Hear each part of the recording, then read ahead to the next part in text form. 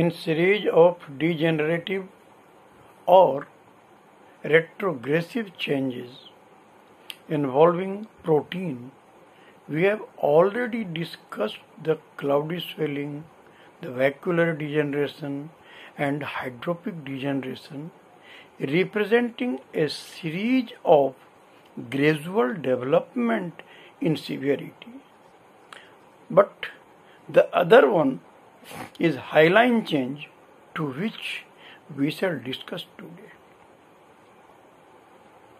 Actually, the word hyaline is derived from hyalos, which means glass. Thus, the term hyaline is used as a descriptive histological term to denote glassy, homogeneous, snow-flake appearance of material in hematoxylin and eosine stained section of the tissue. Under gross observation, it may be said to be a physical state of varied chemical composition, making the affected area translucent, homogeneous, amorphous, glassy, acidophilic, and hyaline. This type of degenerative change, as you are observing, it differs from the rest of three, which appears as a series of a single phenomena in gradually developing intensity. But here it describes certain other thing. Now, if we try to classify it, it can be classified on the basis of presence of hyaline at certain sites as it may be extracellular hyaline or it may be intracellular or cellular hyaline. As far it is concerned with the extracellular hyaline, it is also known as connective tissue hyaline and occurs in collagenous fiber termed as the collagenous hyaline. Such may be found in old scar, keloid, fibromyoma, fibroma, etc. And the second tissue of its involvement is the smooth muscle.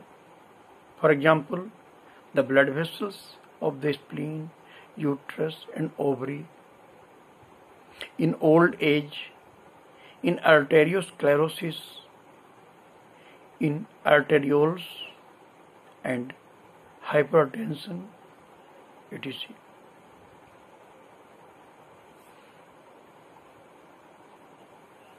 Certain necrotic tissue also shows hyalinized thrombi. These are the examples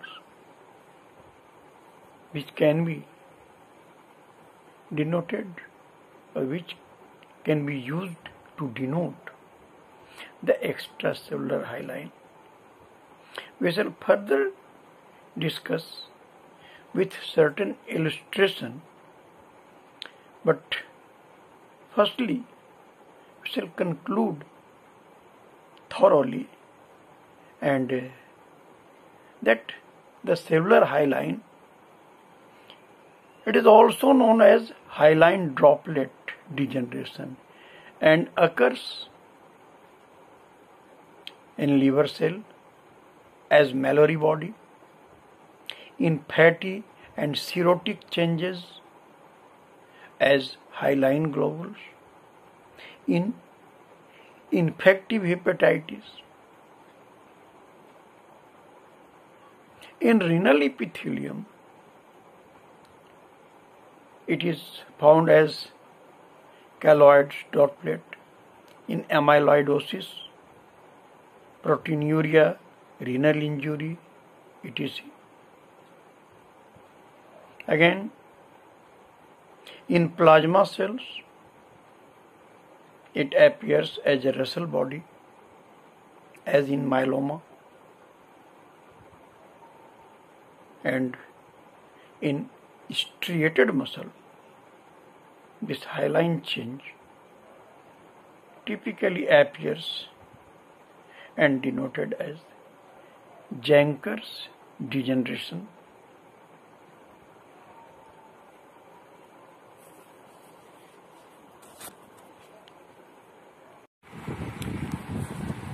Now I shall try to clear up your conception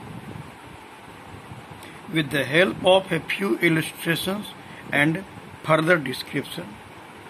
As I told, in context with the extracellular hyaline, which is also known as connective tissue hyaline, occurring in collagenous fiber and appears as in cases of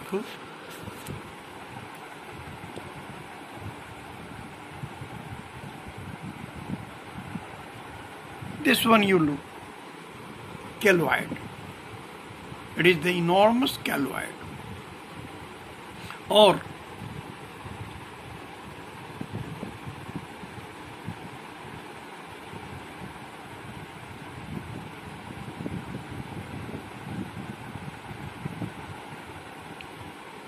this one is the old scar, or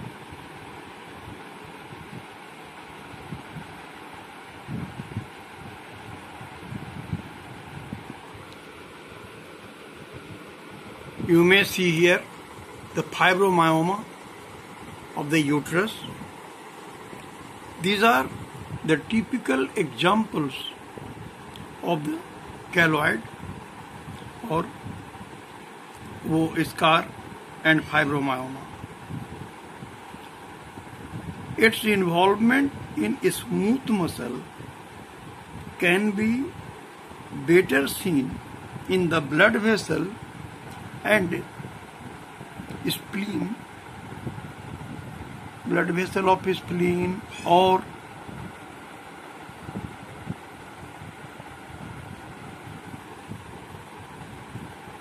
uterus and ovary.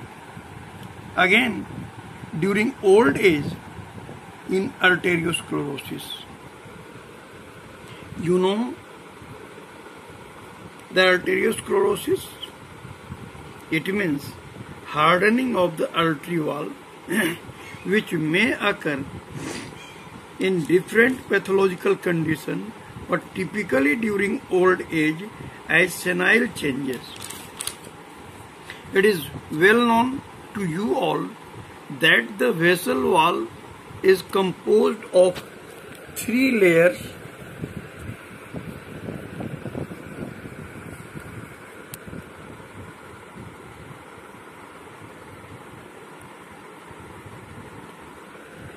Now you can see better. This is the cut section of a vessel wall. It is composed of 3 layers. The outer one is tunica adventitia. The tunica adventitia is followed by the external elastic lamina, then the tunica media composed of the muscle fiber and the internal elastic lamina, and followed by the tunica intima. These 3 layers are the composition of wall of the vessel in different proportion in artery and vein, represented like this. Here it is the composition involvement of these layers in artery. Now it is in the vein. Here what happens? These elastic fibers which are found interwoven from these layers and connected to the external adventitious layer, which is mainly composed of the fibrous tissue.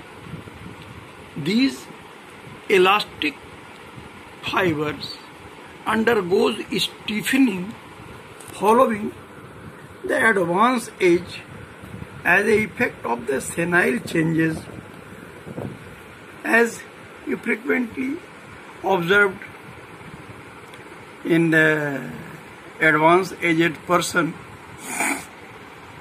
They loses their muscles, they develop cataract.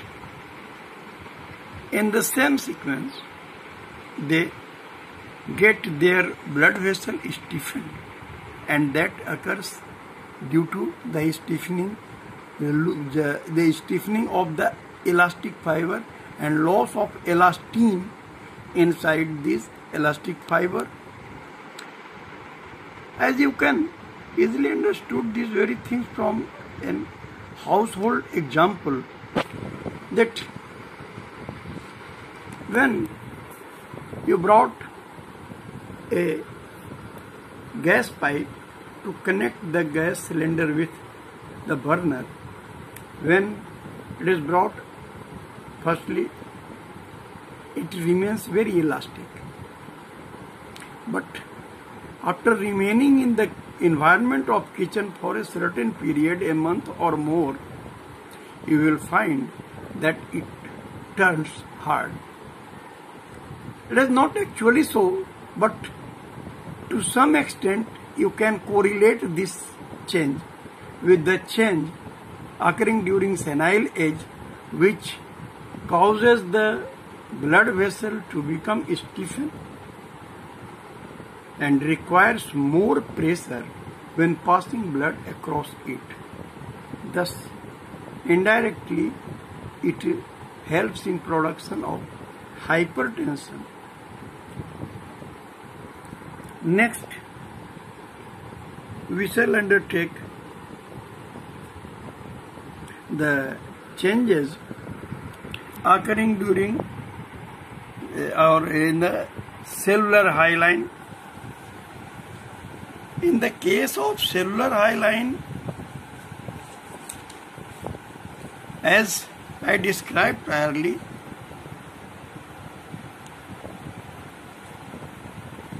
how far it is concerned with the cellular hyaline, which is also known as hyaline droplet degeneration and occurs in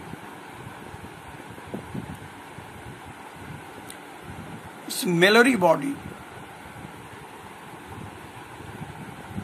It is the degenerative changes where the hepatocytes becomes ballooned, and in this next second slide it observed, this is the slide representation of the person where the degenerative changes occurs as a result of alcoholic abuse. You may observe the bright spots in cluster. These are the result of abuse of alcohol, and these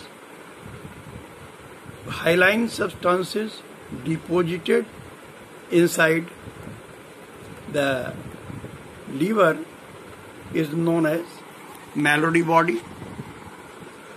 A Mallory body or Mallory hyaline is an inclusion found in the cytoplasm of liver cell. There are actually damaged intermediate filaments within the hepatocytes. Mallory body are classically found in the liver of people suffering from alcoholic liver diseases, and were once thought to be specific for that. They are most common in alcoholic hepatitis, accounting about 65%, and alcoholic cirrhosis about 51%.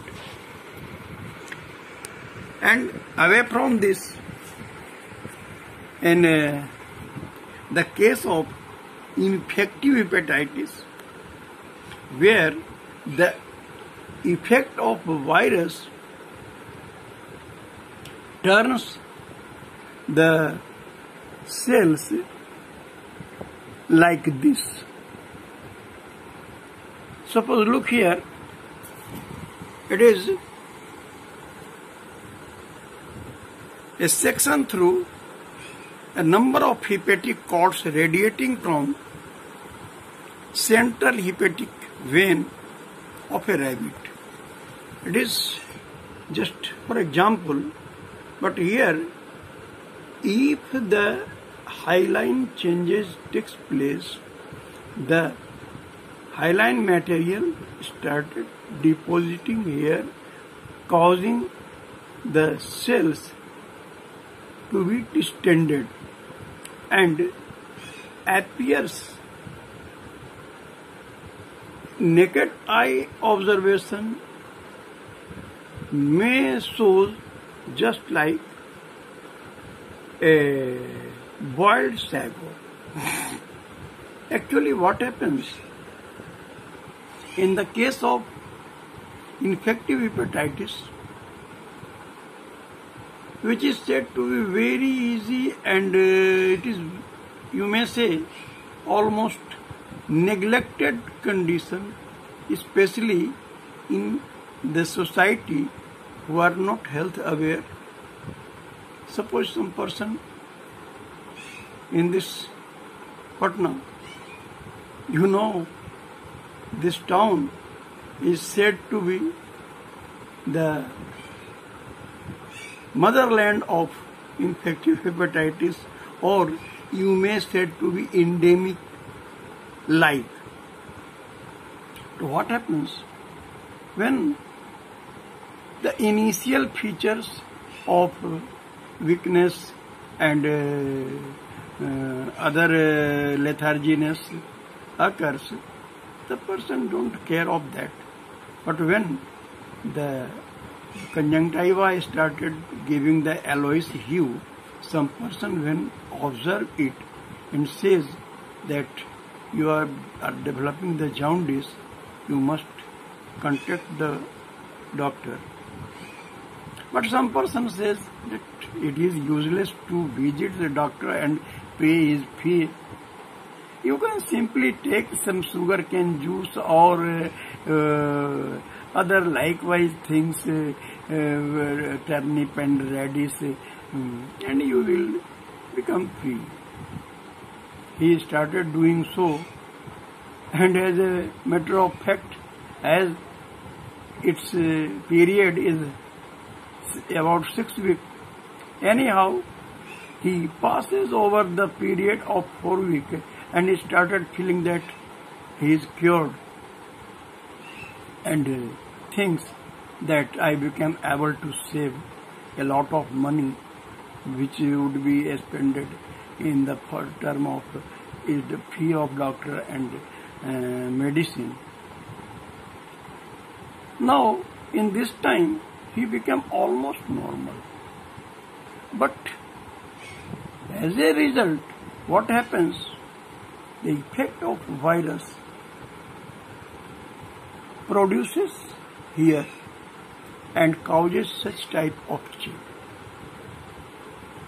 And that person, after a few months, again developed jaundice. And now he says that, sir, I am developing frequently jaundice thrice in a year. It is that actually due to such type of the viral effect and result of improper treatment.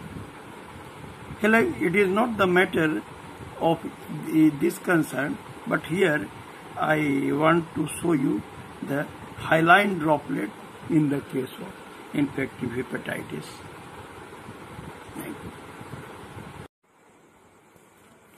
The next condition to occur in the sequence of the hyaline degeneration inside the plasma cell is the Russell's body formation. These are the accumulation of hyaline inside the cell, and these bodies are eosinophilic, large, homogeneous, immunoglobulin containing inclusions usually found in a plasma cell undergoing excessive synthesis of immunoglobulin, appears as characteristic of the distended endoplasmic reticulum. The next one is the change in the striated muscle described as the Jenker's degeneration. Now, what is this Jenker's degeneration? It is primary necrosis of a muscle cell.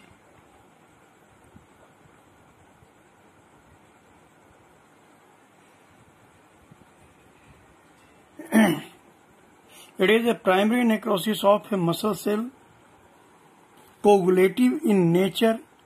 Such happens due to severe bacterial intoxication where the affected area looks hyaline. In regard to its site of occurrence, the most frequent site is the heart,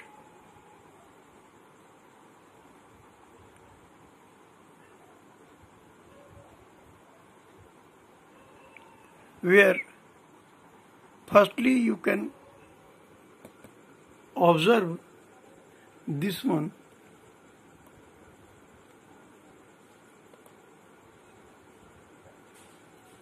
This is the normal pattern of the cardiac muscle, and when such degenerative changes occurs,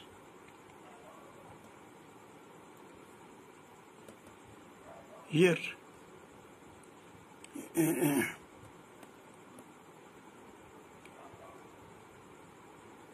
now you can observe here this part. This is the hyalinized area and describes the Jenker's degeneration. Except this, in the skeletal muscle,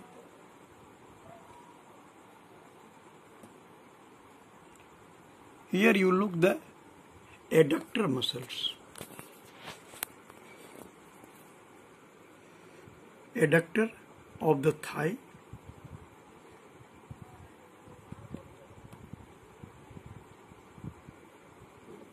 this one adductor magnus, or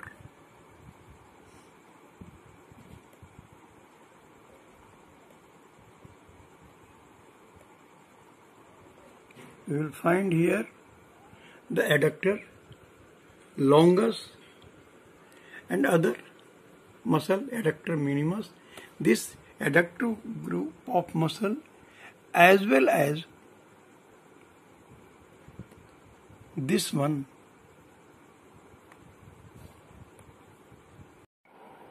We were observing a few illustrations regarding Jenker's degeneration, which is actually a primary necrosis of muscle cell, coagulative in nature. Such happens due to severe bacterial infection where the affected area turns hyaline.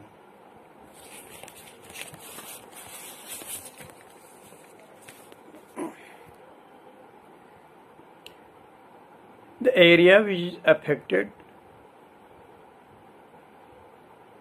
may appear some specific site, and most frequent and prominently affected area is the heart muscle, and most frequently such observed as a sequelae of diphtheria or typhoid. At other places, the skeletal muscles are involved, where the adductors of the thigh, as we observed priorly, adductor longus, adductor magnus, or the abdominal muscles, most frequently the rectus femoris. These are also the outcome of the typhoid, or in the case of tetanus. During this effect, the changes which occurs may be observed on two levels.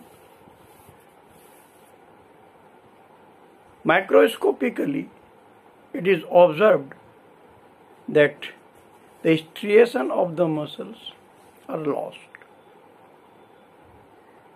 Secondly, the cytoplasm turns hyaline, homogeneous, and highly acidophilic.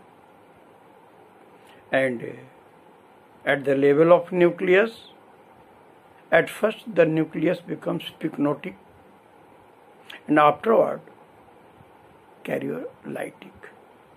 Pycnosis means shrinkage of the nucleus starts first, and afterward it becomes disorganized.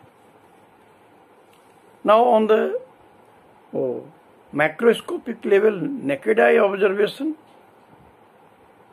if the affected area is large,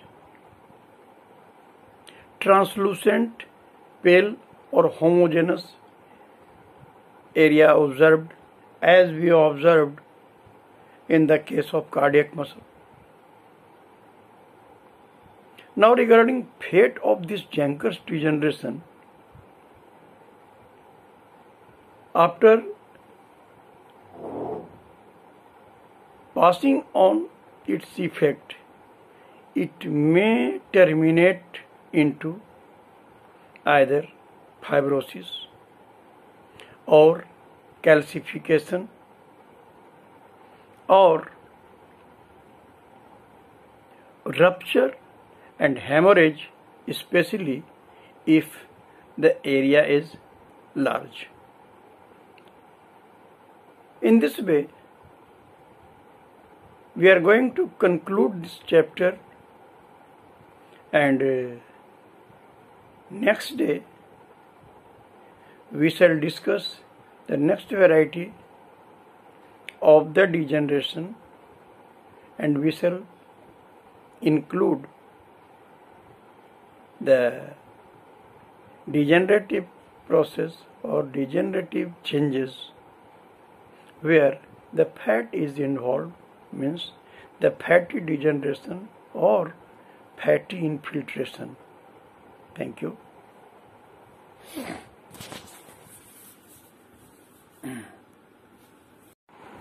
Before concluding, I have to extend my apology for I called the term rectus femoris instead of the rectus abdominis.